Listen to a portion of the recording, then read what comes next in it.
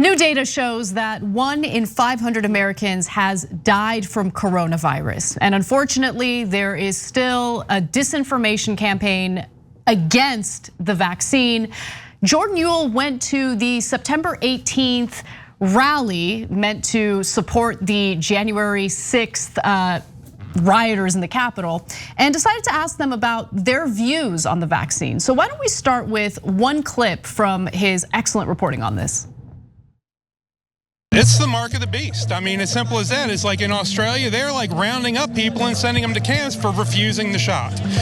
I mean, right now, probably 30 to 50% of the American population has already had COVID. COVID runs, see, viruses run their course every year. Every year we have colds, we have flus, and then by the end of by the spring, the viruses have run their course. We have herd immunity, and people get on with their lives. I mean, this has been happening as long as people have been. I mean, there's been flus, and every year, you know, the flu kills so many elderly people and even a handful of young people. And I mean, there's nothing abnormal about that except that Fauci did actually commission this from a Chinese bioweapons laboratory. I mean, the vaccine is the mark of the beast. And then he goes on to talk about herd immunity. I mean, 660,000 Americans have already died from coronavirus. As I mentioned earlier, 1 in 500 Americans has already died from coronavirus. But you know, I question whether that kind of information even gets to that guy, right? No, as I watched all Jordan's interviews, which you should do as well. You can see it on Young Turks, you can see it on Rebel Headquarters. We've got a lot of channels that you can check it out on. And we'll put the links down below in the description box if you're watching later. So what I realize is half of them fit into this category, the mark of the beast category, of just guys who are Looney Tunes and have always believed in Looney Tunes stuff. Once you believe that there's a mark of the beast, you'll see it everywhere, and you'll believe anything.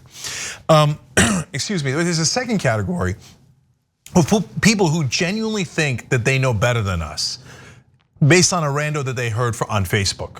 Like literally, they absolutely believe that. It doesn't even have to be random people. I mean, at this point, you have people with giant platforms on YouTube or even on television with Fox News, Newsmax, OAN, just spreading all sorts of fear-mongering talking points about the vaccine. I mean, look, even Joe Rogan and his podcast, right? So you don't even have to be one of these people who gets sucked into conspiracy theories on Facebook or other social media platforms. The anti-vaccine messaging is so widespread and is coming from people that, quite honestly, I would have least expected a year ago. So that's where we're at, and it's just unfortunate because it's a combination of so many different things. Religious zealotry, then you also have the filter bubbles that are perpetuated by social media. So it keeps serving up more and more of the messaging that you're more likely to already agree with, thus providing reinforcement for preconceived notions. And a lot of Americans are dying as a result of that. And if this was a situation where it was only, if it was limited to self-harm, that's one thing, but it's not limited to self-harm. This is leading to, hospitals being overwhelmed with COVID patients who are unvaccinated, people with other medical emergencies being turned away as a result of overwhelmed hospitals. It's just a complete and utter disaster, and I'm exhausted. Like, I'm so tired of the emotional labor that comes along with talking about this every single day. I feel like it has no impact. I mean, how are we gonna fight back against this giant wave of disinformation merchants? Yeah, and that's why I think the second category is more disheartening and harder. The mark of the beast guys always exist, and they exist in every country. And as long as you think there's a tooth fairy, it's so easy to get you to believe the tooth fairy did X instead of Y, because it doesn't exist. So you could just fill in the blank, and the guy goes, "Oh yeah, of course, mark of the beast, tooth fairy, puppet master, fill in the blank," right? But for the other guys, there's one guy talking about, 100 virologists say this, right? Now, of course, that's not true. Even if you found 100 virologists who disagree with the vaccine, I could show you literally millions of doctors that say the opposite. So the way to frame it is, why are you choosing to believe the 1% of the doctors rather than the 99% of the doctors? right? And so, and by the way, they have an answer for that. And I interviewed / debated some of these conservatives. You should always check out the conversation. It comes on live right before the Young Turks does at 5:30 p.m. Eastern. For example, next week, Nina Turner is going to interview Dr. Cornel West. So make sure you're catching that live, and then you can check out the conversation on all of our platforms. Anyways, when I talked to the conservatives, part of what drove them into these conspiracy theories is exactly what we were worried about. That mainstream media has lied about so many things, and institutions have lied about so many things that they think, well, I don't believe any of them anymore. And by the way, that one's hard to refute. Yeah. Because, so they say, look, Cenk, do you agree that the pharmaceutical companies are, and the politicians are lying when they say we have to have higher drug prices? Well, I definitely agree that they're lying about that, and I could show you how they're lying. In fact, we did it earlier today on the show.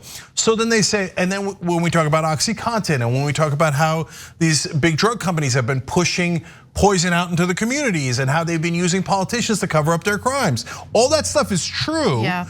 But on top of that, and this is really important, the media largely told you that it wasn't true.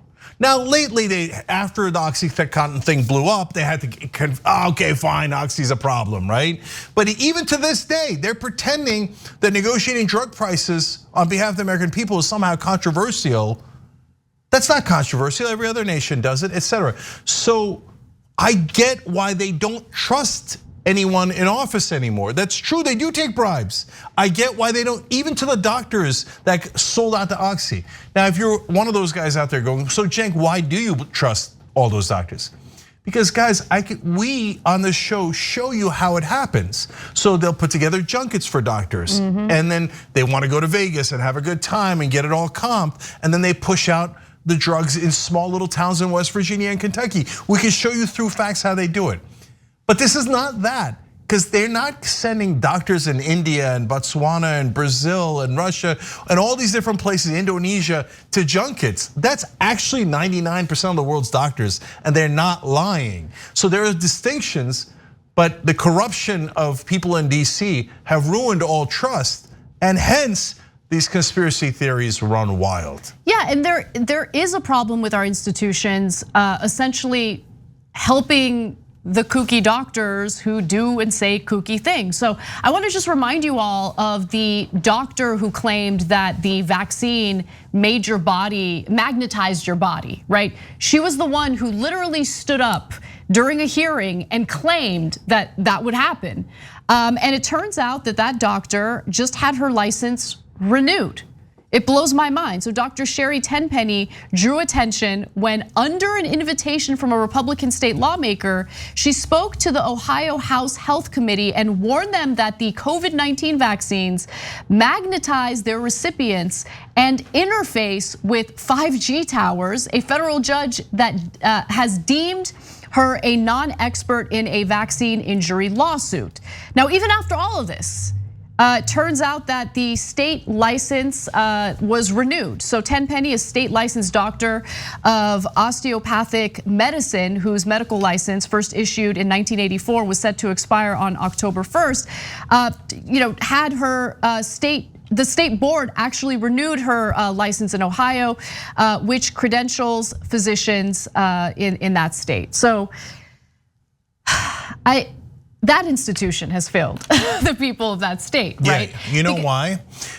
Sorry, Anna, it's because of the false equivalencies, and they're scared to death of what Republicans will say.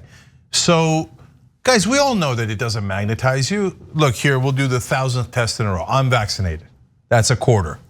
Oh my God, holy cow, it works, I am magnetic. You are a little dewy, though. You know, I know, right? Yeah. There's a, you know why? There's makeup on my head. Yeah. Okay, put it here. Okay, you can put it anywhere. I mean, yeah. Of course it's not gonna work. It doesn't matter, guys. You have, forget me, there's TV cameras here, it could be a trick. Go to a family member who's vaccinated, try to stick a quarter on them. Of course it doesn't magnetize you, of course it doesn't magnetize you. You're not magneto, there's not millions of magnetos running around. You would have noticed that, right? Yeah, and by the way, I mean, so far, most health insurance companies had been covering the costs of COVID treatment if you end up hospitalized. They're not doing that anymore. And so the average cost of inpatient care is about $28,000. The number is much higher if you need to be put on a ventilator. And it's awful, right? It's awful that that's happening because people could die, of course, if they refuse to get vaccinated. But if they survive, they're gonna be slapped with a massive medical bill as a result of the insurance companies refusing to provide coverage. All right, we've got one more video from Jordan Muell's coverage. Let's take a look at that. Why are they pushing a vaccine that hundreds of virologists are saying now that the vaccine is going to cause people to be sicker than if they hadn't taken it? They say the variants. I mean, nobody's paying attention. I mean, these are some of the best doctors in the world, and they're saying, the best virologists in the world, and they're saying this vaccine is going to be killing people. I just want to know who the hundreds of virologists are, right? Because it sounds to me that wherever this person is watching news, he's being told by talking heads that there are hundreds of virologists who say that this vaccine actually makes you sicker. If that's genuinely the case, then why are hospitals throughout the country overwhelmed with unvaccinated coronavirus patients? Why? I don't get. The hospitals are not overwhelmed with vaccinated coronavirus patients. It's unvaccinated coronavirus patients, which then leads to hospitals turning away other patients who are having other medical emergencies. Yeah, so Anna's right. He had that idea, got into his head somehow. Right. And so a lot of times you'll see me blame the mainstream media. In fact, I did earlier in this segment because they so distrust by being so overtly corrupt when it comes to corporate issues. But the real culprit mainly in this case is conservative media, because they're taking a couple of virologists, pretending it's hundreds of them, and not telling you that they also believe in demon sperm and other absurd things like that. That's literal, okay? And they're taking, and they're not telling you, hey, it's 99-1. They're making it seem like at best it's 1-1.